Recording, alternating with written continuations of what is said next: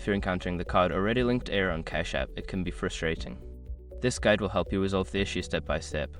Step 1. Check existing cards. Log into your Cash App account and navigate to the Banking tab. Review the list of linked cards to see if the card you are trying to add is already listed. Step 2. Remove duplicate cards. If you find that the card is already linked, you can remove it. Tap on the card you want to unlink, then select the option to remove or unlink it from your account. Step 3. Restart the app. Close the Cash App completely and restart it. This can help refresh the app and clear any temporary glitches that may be causing the error. Step 4. Update the app. Ensure that your Cash App is up to date. Go to your device's App Store, check for updates, and install the latest version of Cash App to avoid compatibility issues.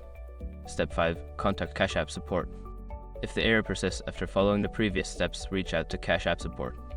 Use the in-app support feature or visit their website to get assistance from the customer service team. By following these steps, you should be able to resolve the card already linked error on Cash App. If you continue to experience issues, don't hesitate to seek further help from support.